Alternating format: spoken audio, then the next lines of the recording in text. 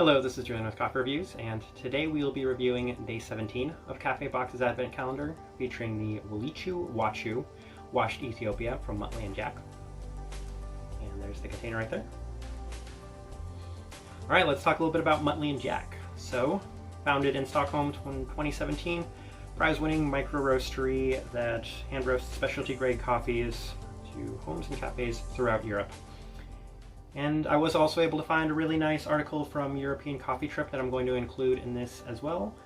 They do an interview with Jack Ryan, the founder, and it sounds like he's an expat from Dublin and took some inspiration from 3FE, a coffee roaster I'm quite familiar with actually, based out of Dublin. I spent a brief bit of time in Dublin and was going to their cafe quite a bit, so really enjoyed their coffee, and I'm curious to see how this coffee, it takes influence from it, so it's going to be an interesting review, given especially this is the first time I've ever heard of or tried Muttley and Jack's coffee. Let's get some important coffee details out of the way. So if there's such a thing as a coffee review fail, it's going to be this video. I will just talk about this real quickly and we will continue with the review accordingly, but this is kind of important information as to what I messed up pretty bad on this coffee.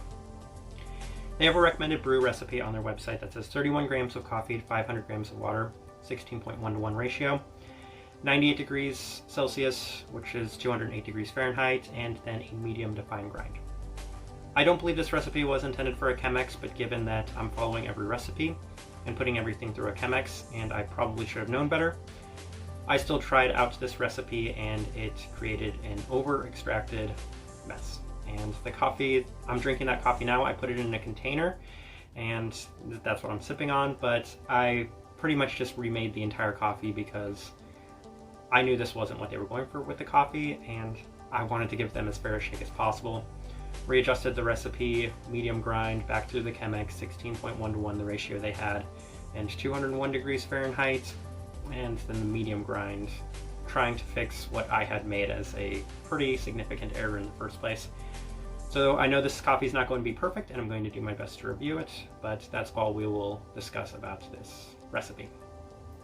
Of course, this is going to be a standard Nordic light roast as well for the roast profile. It was actually a slight bit darker just on the visual appearance from the other coffee beans I've been grinding, so I wanted to note that as well. Let's start talking about the coffee itself.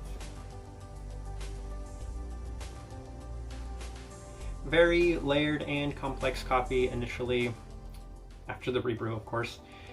I would say pretty floral at the start as it was cooling down. There was some nice kind of citric components to it as well, and I was getting a bit of chocolate, but the thing I want to highlight most, the best part of this coffee for me, was this really lovely sugary sweetness that is kind of subtle and hidden, but it's definitely really prominent in the coffee. It's kind of the first thing I smelled with the beans, and even in the mess that I did make, it's still there. So that part of this coffee is really amazing.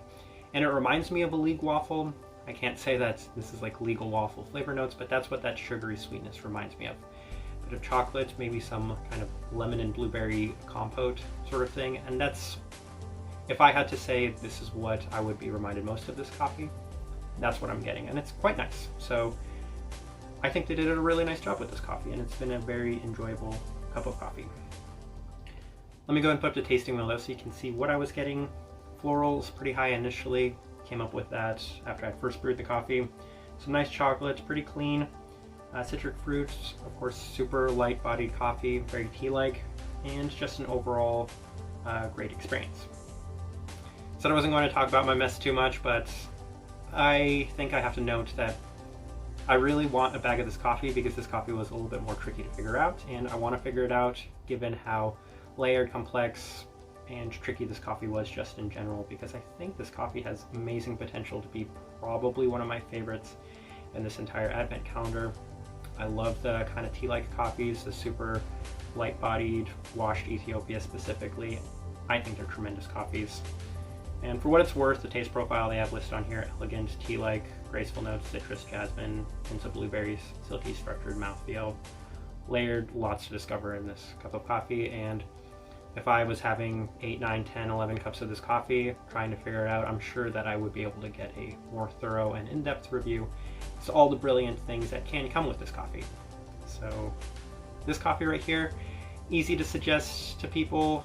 I will say people that do enjoy their light bodied and complex coffees. This one is really nice, and it's got all of those components that people like myself really enjoy. I'm looking very much forward to the second cup of coffee from Muttley and Jack that I'm sure will be included in this advent calendar, because I won't mess up that recipe as bad as I did this one, and hopefully I will get a better opinion of them as a whole. But there's me being completely honest, and I will own up to my mistakes. So I would love to know if you've tried this coffee, especially Muttley and Jack, what you thought, what you got out of it, your impressions. If you're enjoying the content, give this video a like and subscribe if you're not already subscribed. This right here has been a review of the Wolichu Wachu washed Ethiopia from Muttley and Jack. Thank you for watching.